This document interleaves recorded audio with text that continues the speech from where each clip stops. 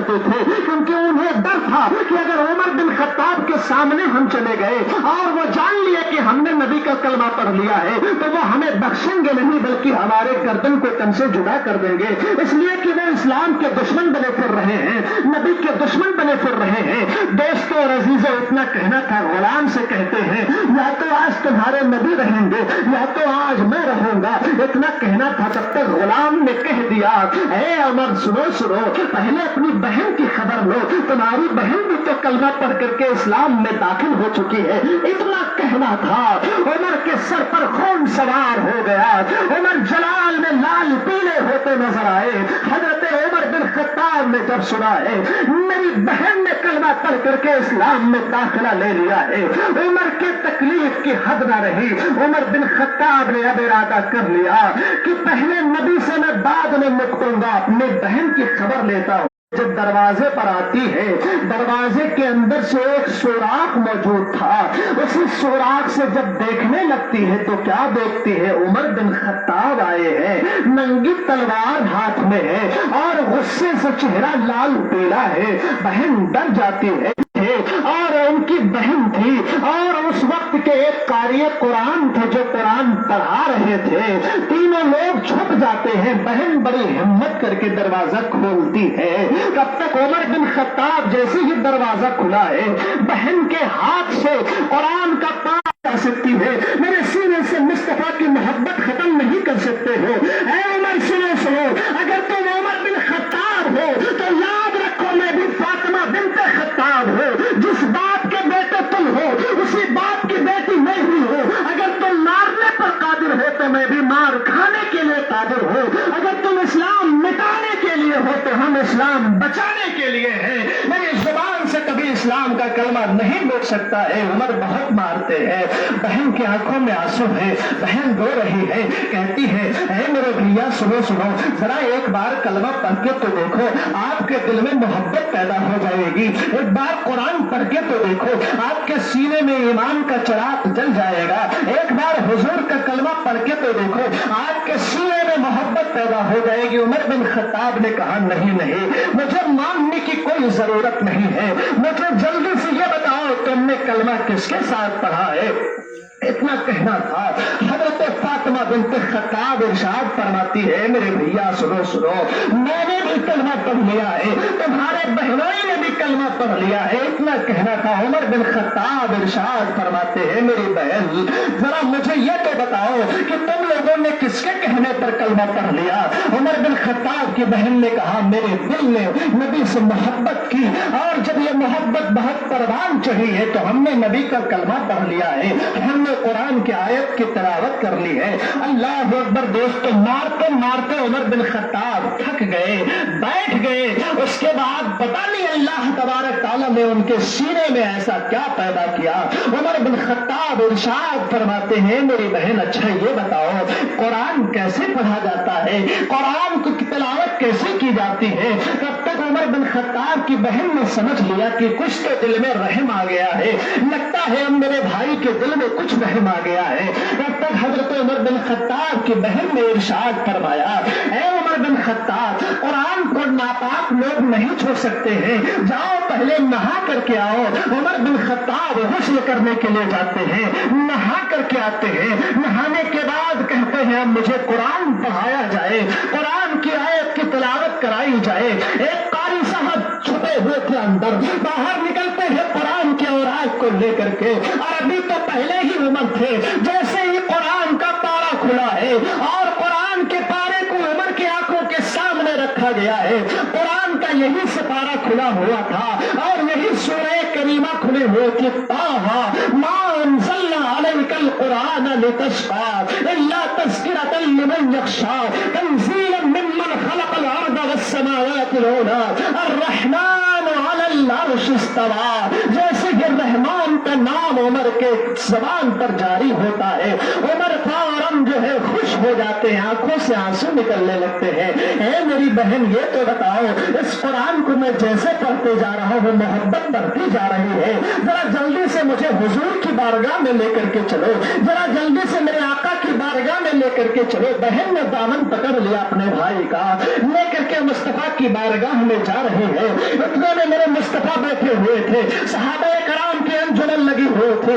एक सहाबी ने करीब से देख करके फरमाया, आका उमर आ रहे हैं, लेकिन या रसूल अल्लाह नंगी तलवार लेकर के आ रहे हैं। हजरत हमजा रजी अल्लाह ताला अन्हु आगे बढ़ जाते हैं, फरमाते अगर नीयत ठीक है तो ठीक है, वरना उमर की तलवार से उमर की गर्दन को काट दिया जाएगा। अगर अच्छी नीयत लेकर के आते हैं तो ठीक है, कोई बात नहीं, लेकिन अगर तलवार लेकर के कुछ हमला करेंगे तो उमर की तलवार से उमर की गर्दन को काट दिया जाएगा।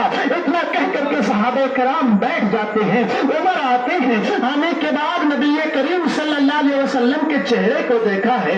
उमर इरशाद फरमाते हैं, या रसूल अल्लाह, आपके जैसा हुस्न जमाल वाला आज तक मेरी निगाहों में किसी को देखा नहीं। आपके जैसा हुस्न जमाल वाला आज तक मेरी निगाहों में किसी को देखा नहीं। या रसूल अल्लाह अलैका सलाम, मुझे आप इस्लाम का कलमा पढ़ाइए और इस्लाम में दाखिल फरमा लीजिए। इतना कहना था।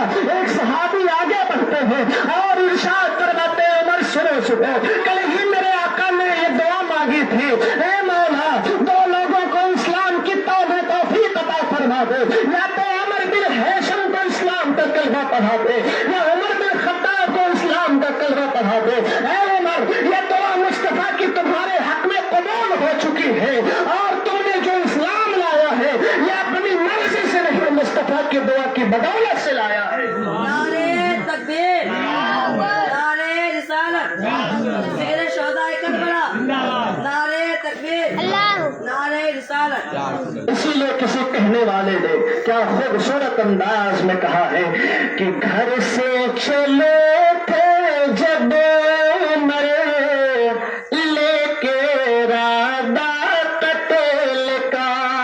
जरा बोलिए सुभान अल्लाह। घर से चले थे जब मरे लेके रादा कटेल का, लेकिन मुसलमान हो गए आका का चेहरा देख कर।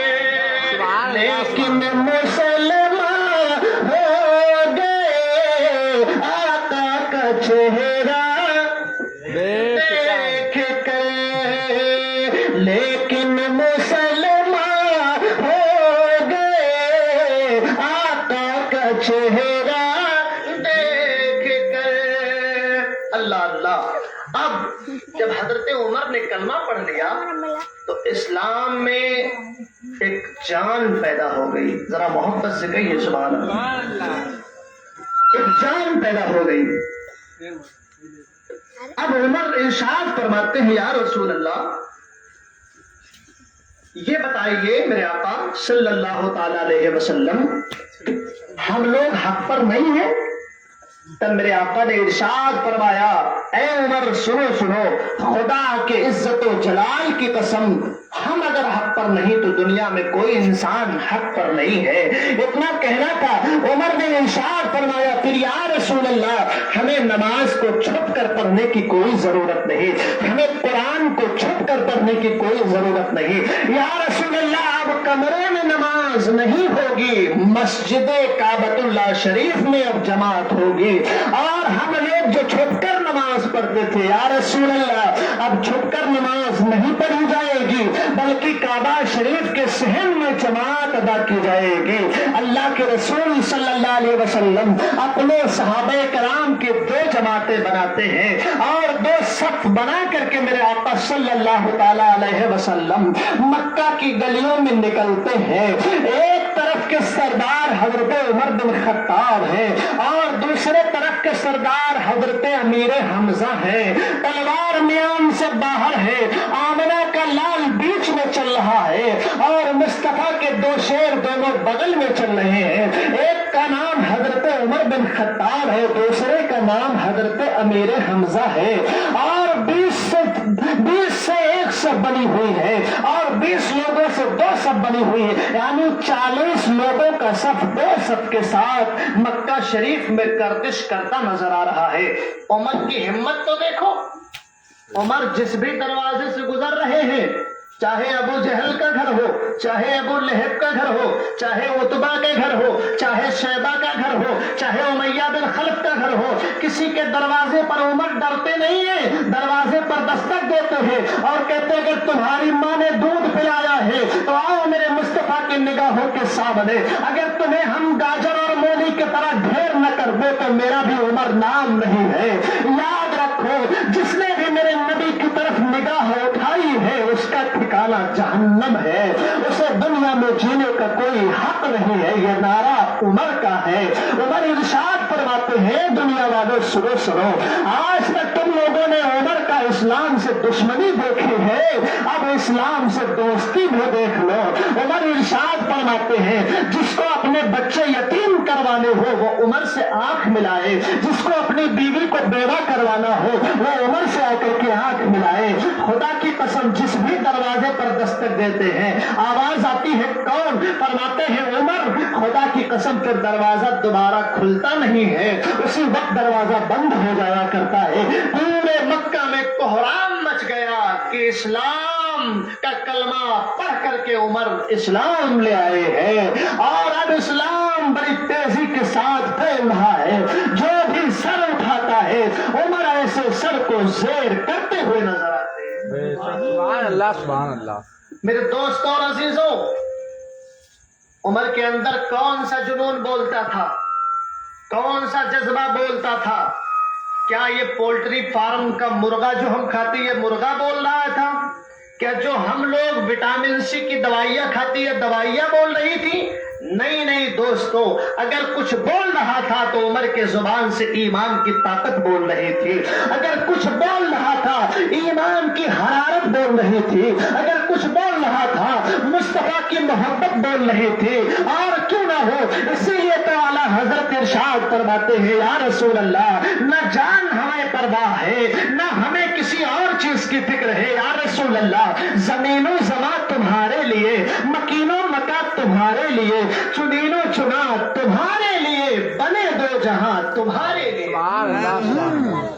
میرے آقا صلی اللہ علیہ وسلم کے دیوانوں، تو محبت کرنی ہے تو عمر بن خطاب کی طرح کرو، عمر بن خطاب کی طرح اپنے حضور سے محبت کرو گے، نہ دنیا میں کسی سے ڈرو گے، نہ کوئی آپ کو ڈرا سکتا ہے۔ اگر ڈرتا ہے مصطفیٰ کا غلام تو صرف اپنے پروردگار سے ڈرا کرتا ہے، باقی دنیا کی کوئی طاقت غلام مصطفیٰ کو ڈرا نہیں سکتی ہے۔ آگے بڑھو، درود شریف پڑھیں، اللہم صلی علی سیدنا شفیعنا حبیبنا کریمنا مولانا محمد مبارک وسلم، صلو علیہ صلاۃ و سلام علیک یا رسول اللہ صلی اللہ تعالی علیہ وعلی آلہ وسلم۔ دوستوں اور عزیزوں، یہی عمر بن خطاب ہے۔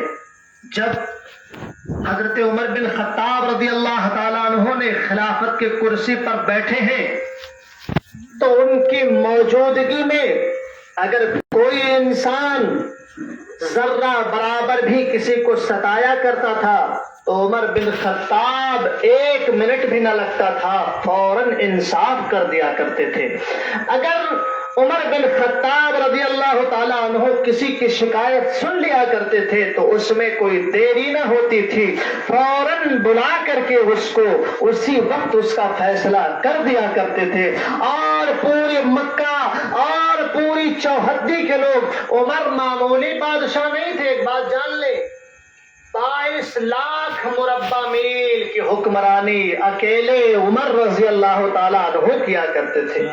22 لاکھ مربع میل اگر دیکھا جائے، اور آپ ابھی بیٹھے بیٹھے گوگل پر سرچ کر لیں تو آدھی دنیا ہو جاتی ہے۔ آدھی دنیا کی اکیلے بادشاہی عمر بن خطاب کیا کرتے تھے، مگر حالت یہ ہوتی تھی، خدا کی قسم دوستوں، کہ ایک ہی گھاٹ پر شیر اور بکرے پانی پیا کرتے تھے، شیر میں ہمت نہ ہوتی تھی کہ کسی بکری کا بال باقا کر دے، کیونکہ اسے معلوم تھا یہ کسی غیر کا خلافت اور حکومت نہیں بلکہ عمر بن خطاب کی حکومت ہے۔ اگر ہم نے بکری پر حملہ کر دیا تو خدا کی قسم ہماری بخشش نہیں ہے، عمر کی تلوار ہوگی اور میری گردن ہوا کرے گی۔ سبحان اللہ۔ یہ اگر ڈر تھا تو کسی اور کا نہیں بلکہ عمر بن خطاب کا تھا. ایک اکیلا بادشاہ دوسرے ملک کے بادشاہ سے آپ کو ملاقات کرنی تھی. حضرت عمر بن خطاب رضی اللہ تعالیٰ عنہ نے اپنے غلام سے کہا ہے غلام سنو 10 کلومیٹر کی دوری پر اونٹ پر بیٹھ کر میں چلوں گا اور 10 کلومیٹر کی دوری جب ختم ہو جائے گی تو اس کے بعد تم اونٹ پر بیٹھو گے. غلام نے کہا حضور آپ بادشاہ ہیں میں آپ کا غلام ہوں یہ کیسے ہو سکتا ہے بادشاہ پیدل چلے اور غلام اونٹ پر بیٹھ کر چلے. عمر بن خطاب نے کہا میری نگاہ میں کوئی بادشاہ کوئی غلام نہیں ہے بلکہ سب اللہ کے بندے ہیں اور سب کا مرتبہ اللہ تعالیٰ نے بڑا اونچا فرمایا ہے. حضرت عمر بن خطاب رضی اللہ تعالیٰ عنہ نے اپنے غلام سے یہ شرط طے کر لی کہ 10 کلومیٹر کی دوری پر میں بیٹھ کر کے اونٹ پر چلوں گا اور 10 کلومیٹر کے بعد تمہیں اونٹ پر بیٹھنا ہوگا. اسی طریقے سے ہم لوگ اس بادشاہ کے محلے میں جا کر کے ملاقات کریں گے. دوستوں اور عزیزوں جب راستہ طے ہو گیا اور وہاں پر پہنچنے کا وقت آیا تو اس وقت اونٹ پر بیٹھنے کی جو باری تھی وہ غلام کی تھی. اللہ اکبر کبیرہ. اور جو اونٹ کی نکیل تھی وہ حضرت عمر بن خطاب کے ہاتھ میں تھی. وہ غلام نیچے اتر گیا حضور مان جائیے. لوگ تانا دیں گے کہ غلام اونٹ پر بیٹھ کر کے چل رہا ہے بادشاہ نیچے چل رہا ہے. حضور آپ اوپر بیٹھ جائیے اور میں نیچے بیٹھ کر کے چلتا ہوں. عمر بن خطاب نے کہا سب کچھ مجھے برداشت ہے مگر امانت میں خیانت مجھے برداشت نہیں ہے. اے میرے غلام تمہاری باری ہے تو اونٹ پر تم ہی بیٹھو گے. عمر بن خطاب تمہاری باری پر اونٹ پر نہیں بیٹھ سکتا ہے.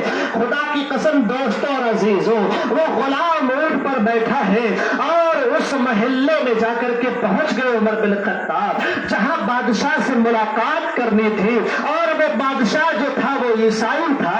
عیسائی بادشاہ سے ملاقات کرنے کے لیے جو غلام معلوم ہو رہا ہے یہ تو کوئی معمولی سا جو ہے فقیر معلوم ہو رہا ہے. یہ کیسے عمر بن خطاب ہو سکتے ہیں. اللہ اکبر کبیرہ. عمر بن خطاب نکیل کو پکڑے ہیں اور پکڑ کر کے لے کر کے بادشاہ کے دربار میں پہنچتے ہیں. سارے بادشاہ کے درباری بیٹھے ہوئے تھے. غلام نیچے اترتا ہے. عمر بن خطاب نے اونٹ کو لے جا کر کے باندھ دیا. اب پوچھنے والوں نے پوچھ لیا کہ اے عمر بن خطاب اسی غلام سے لوگ مخاطب ہو رہے ہیں جو غلام اونٹ پر بیٹھا ہوا تھا اسی کو لوگ عمر بن خطاب سمجھ رہے تھے. اور بادشاہ نے اسی غلام کو لے جا کر کے کرسی پر بٹھایا اور کہا کہ اے عمر بن خطاب آپ اوپر چل کر کے بیٹھیے. تب تک اس نے کہہ دیا کہ اے لوگوں سنو میں عمر بن خطاب نہیں ہوں بلکہ جو میری اونٹنی کا نکیل پکڑ کر کے آ رہا تھا وہ عمر بن خطاب. اتنا کہنا تھا. عیسائیوں کے بادشاہ نے کہا یہ معمولی شخص نہیں ہے ان کو سمجھنا ہمارے بس کی بات نہیں ہے. جب حضرت عمر بن خطاب سے پوچھ پڑتا ہے وہ بادشاہ کہ اے بادشاہ سنو عمر بن خطاب یہ بتاؤ تم نے جو ہے اونٹ کی نکیل پکڑی ہے اور اپنے اونٹ پر غلام کو بٹھا کر کے لایا ہے. تو عمر بن خطاب نے ارشاد فرما دیا اے لوگوں سنو میری نگاہوں میں کوئی غلام نہیں ہوتا اور میری نگاہوں میں کوئی فقیر نہیں ہوا کرتا ہے بلکہ جو مصطفیٰ کا غلام ہو جایا کرتا ہے اللہ اس کا مرتبہ بڑھا دیا کرتا ہے. یہ میرا غلام بھی مسلمان ہے میں بھی مسلمان ہوں. جتنی عزت اس کی ہے اتنی ہی عزت میری ہے. اسی باتوں کو اس عیسائی کے بادشاہ نے سمجھ لیا کہ یہ جب ان کا یہ عالم ہے تو آمنہ کے لال کا عالم کیا ہوگا مدینے کے تاجدار کا عالم کیا ہوگا. فوراً اس نے کہا ہے عمر بن خطاب اسلام کا کلمہ پڑھاؤ اسلام میں داخل فرما لو. پوری آبادی کے لوگ اسلام کا کلمہ پڑھ کر کے مسلمان ہو جایا کرتے. سبحان اللہ سبحان اللہ. میرے پیارے آقا علیہ الصلوۃ والسلام کے پیارے دیوانوں عمر بن خطاب رضی اللہ تعالیٰ عنہ نبی کریم علیہ السلام سے بڑی بے انتہا محبت کرتے ہیں، اور جتنی محبت میرے آقا سے نبی کریم صلی اللہ علیہ وسلم سے عمر فرماتے ہیں، اتنی ہی محبت آقا کریم صلی اللہ علیہ وسلم حضرت عمر سے بھی فرمایا کرتے تھے۔ ایک آخری بات آپ کو بتا کر کے انشاءاللہ میں اپنی گفتگو کو ختم کرتا ہوں۔ درود شریف پڑھیں، اللہم صلی علی سیدنا سندنا شفیعنا حبیبنا کریمنا مولانا محمد نادر الجود والکرم منبع العلم والحکم وبارک وسلم صلو علیہ صلاۃ وسلام علیک یا رسول اللہ صلی اللہ تعالی علیہ وعلی آلہ وسلم۔ عمر بن خطاب رضی اللہ تعالیٰ عنہ کو اللہ تبارک تعالیٰ نے وہ مرتبہ عطا فرمایا کہ خلیفہ بھی بنے، نبی کے بہترین خلیفہ حضرت عمر بن خطاب بنے، اور اللہ تبارک تعالیٰ نے ایسا کرم فرمایا کہ عمر بن خطاب کو جو موت ملی وہ شہادت کی موت عطا ہوئی ہے۔ شہادت کی موت عمر بن خطاب کو عطا ہوتی ہے۔ حضرت عمر بن خطاب رضی اللہ تعالیٰ عنہ اپنی زندگی کے بہت قیمتی وقت کو اسلام کی خدمت میں لگایا۔ تقریباً 10 سال اور 6 مہینے حضرت عمر بن خطاب نے خلافت کے امور کو انجام دیا ہے۔ 10 سال 6 مہینے عمر بن خطاب نے آدھی دنیا پر بادشاہت بن کر کے حکمرانی کی ہے، اور اللہ تبارک تعالیٰ نے ایسے حکمران کو 10 سال 6 مہینے دین کی خدمت کرنے کی توفیق عطا فرمائی۔ آمین۔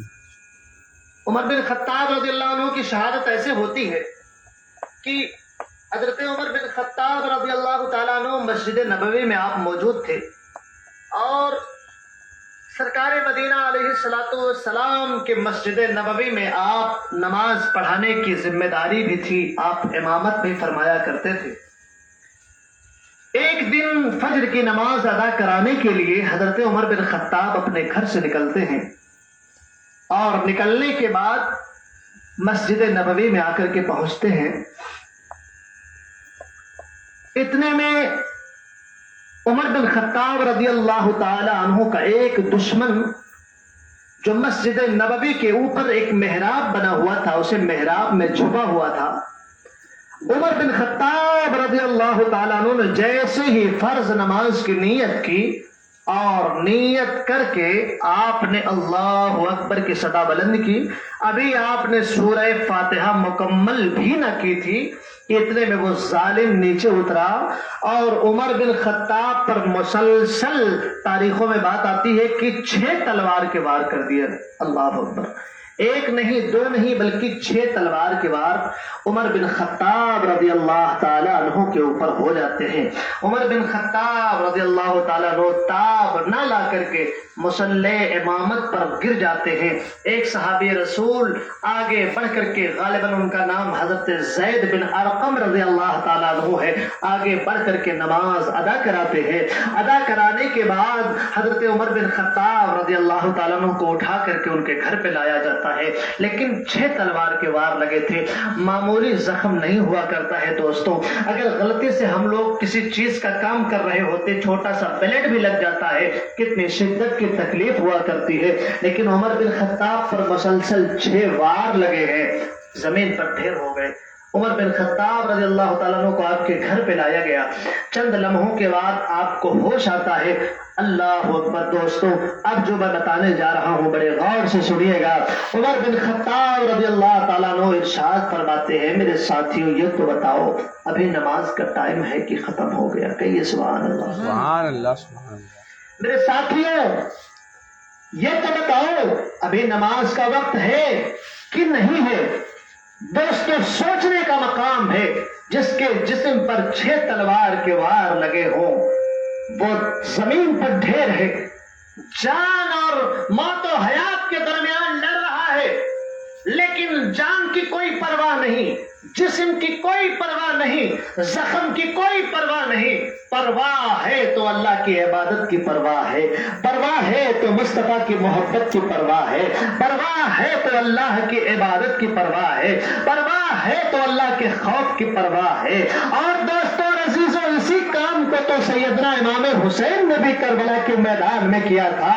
तलवारों के साए में नमाज अदा करके ये बता दिया था दुनिया वालों को, ए दुनिया वालों, अगर हम डरा करते हैं तो अल्लाह के खौफ से डरा करते हैं, अगर हम डरा करते हैं तो अल्लाह के खौफ से डरा करते हैं। न हम तलवारों से डरा करते हैं, न नेज़ों से डरा करते हैं, न भालों से डरा करते हैं। अगर बंदा डरता है तो सिर्फ अपने परवरदिगार से डरा करता है, सिर्फ अपने मालिक मुख्तार से डरा करता है। उमर बिन खत्ताब तो जब होश आया तो उमर बिन खत्ताब ने कहा कि मेरे साथियों, अभी बताओ नमाज का टाइम है कि नहीं? तो सहाबा ने अर्ज किया, उमर बिन खत्ताब, अभी वक्त फज्र में चंद मिनट बाकी हैं। हजरत उमर बिन खत्ताब ने कहा, ऐसा करो कि मेरे लिए थोड़ा सा पानी मंगवाया जाए।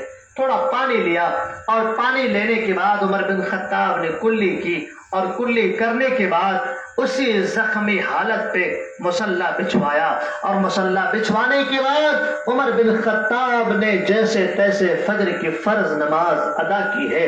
और अदा करने के बाद उमर बिन खत्ताब ने अल्लाह की बारगाह में हाथ को उठा करके दुआ किया है, ए परवरदिगारे आलम, शायद ये मेरा आखिरी सजदा हो। ए मौला, आज तेरी बारगाह में ये उमर हाथ उठा करके दुआ करता है, मौला उम्मत मोहम्मदिया की हिफाजत फरमाना, ए मौला मेरे नाम मेरे मुस्तफा के दीन की हिफाजत फरमाना। और ए परवरदिगार, तेरा शुक्र अदा करता हूँ जो तूने उमर के फजर की फर्ज नमाज अदा करने की तौफीक अता फरमाई है। अल्लाह अकबर। दोस्तों, आज हमारी नमाज कज़ा हो जाती है, हमें खौफ ही नहीं है। और हमारे तो कुछ ऐसे बुजुर्ग बैठे, नौजवान बैठे हैं जिनको पढ़ना तो बहुत दूर की बात है, कज़ा तो बहुत दूर की बात है, उनको नमाज से भी कुछ लेना देना नहीं है। उमर बिन खत्ताब खुश होते हैं जख्मी हालत में कि ए मौला, तेरा शुक्र है कि तूने मुझे फजर की फर्ज नमाज अदा करने की तौफीक अता फरमाई। भले भी मैं जख्मी था लेकिन मेरी नमाज कज़ा तो नहीं हुई। ए नौजवानों, अगर उमर बिन खत्ताब तलवार सह करके नमाज पढ़ सकते हैं तो तुम भी पंखे के आड़ में आकर के नमाज पढ़ सकते हो, उजाले में नमाज अदा कर सकते हो, पानी पी करके नमाज पढ़ सकते हो, खाना खा करके नमाज पढ़ सकते हो। सिर्फ हुसैन की महफिल सजा लेने से हम हुसैनी नहीं हो सकते हैं। हुसैनी किरदार भी पैदा करो, हुसैनी अखलाक भी पैदा करो, हुसैनी रहन सहन भी पैदा करो, तब जाकर के हुसैन पाक का सदका हमें और आपको मिलेगा। सिर्फ हुसैन का नारा लगा लेने से हमें हुसैन की खैरात नहीं मिल सकती है। अगर खैरात हुसैनी मुकम्मल लेना है तो नमाज से मोहब्बत करनी पड़ेगी।